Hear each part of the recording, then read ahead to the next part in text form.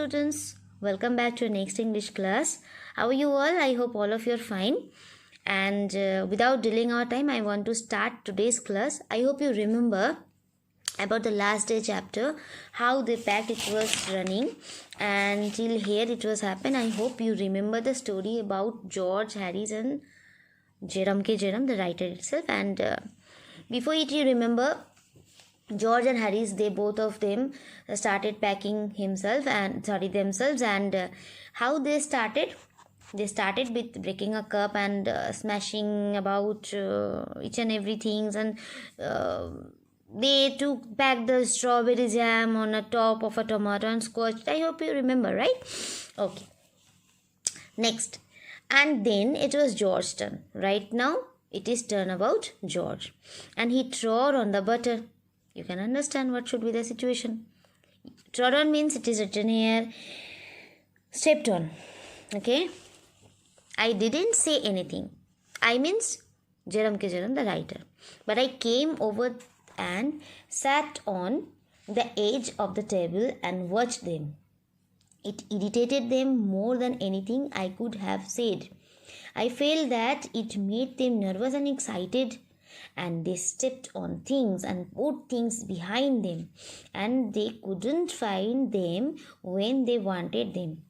And they packed the peas at the bottom and put heavy things on top and smashed the peas on. Means they were just doing ridiculous things, right? You can understand. They just trod on the butter, means stepped on the butter, and after that, what? It was giving the irritation to the writer, okay?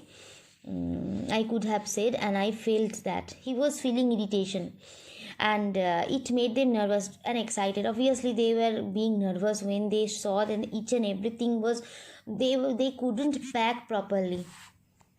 They just couldn't pack properly. To see this moment, they were just puzzled, they were being nervous. After that, excited, and they stepped on things, okay, and put things behind them, and they couldn't find each and anything. Whatever they wanted, they couldn't find. Okay, they packed the peas at the bottom and put heavy things on top and smashed the peas in. You can understand, definitely.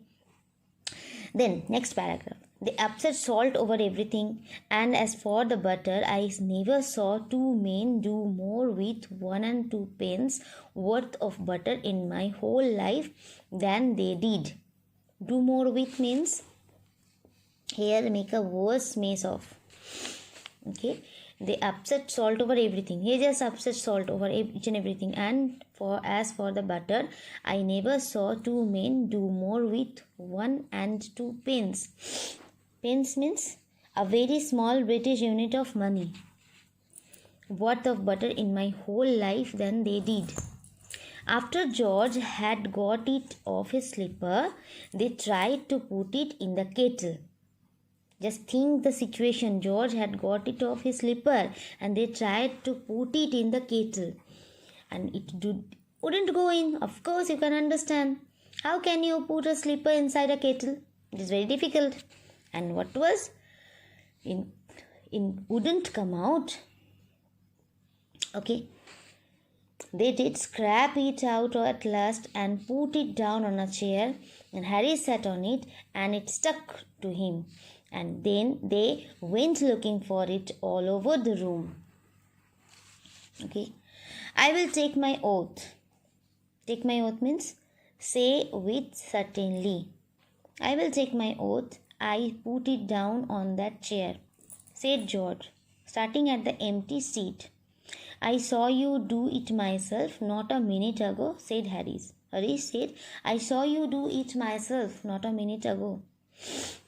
Then they started round the room again. Go to the next page. Looking for it, and then they met again in the center and started at one another. Most extraordinary thing I ever heard of, said George. Just George said, most extraordinary thing I ever heard. So mysterious, said Harris. Just listen each and every line and just remember this, underline these lines. You can get this kind of question in your MCQ pattern type of question, that suppose this line is given there and asked who said it. There's so mystery who said it. So you have to remember which line is told by George, which line is told by Harris. Okay. Then George got round at the back of Harris and saw it.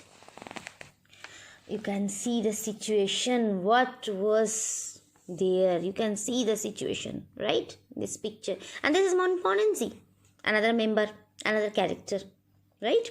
So we will know about Montmorency. Before that, we have to see what is there in these all paragraphs, okay? So, read. Why here it is all the time, he exclaimed indignantly. Indignantly means it is written here in a shocked and angry manner, okay?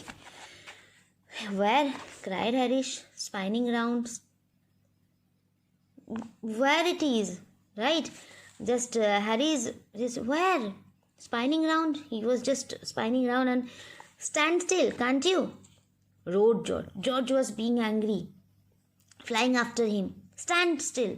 Can't you stand like a serious person? Why are you spinning each and every time? And they got it off and packed it in the teapot. Okay. Next character, Montmorency. Montmorency was in it all.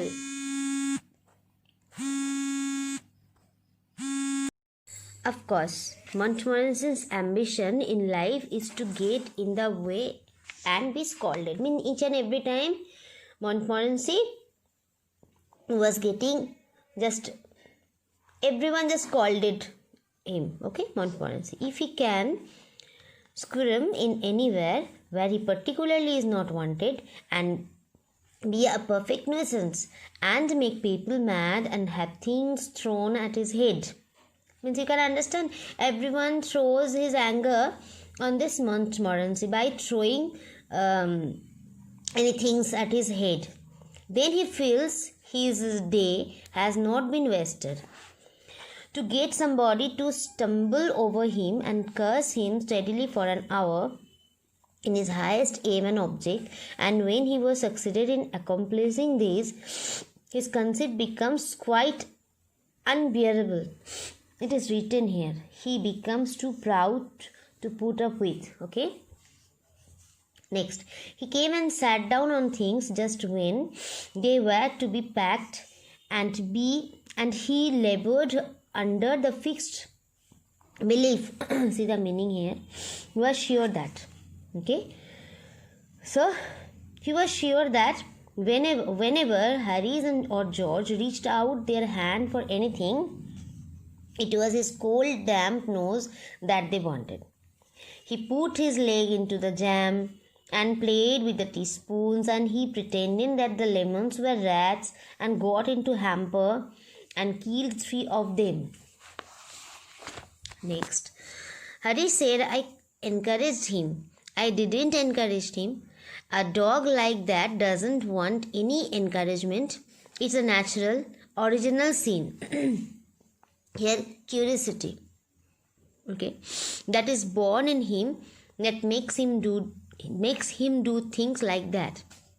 The packing was done at 12:50, and Harry sat on the bigger hamper, and he hoped nothing would be found broken.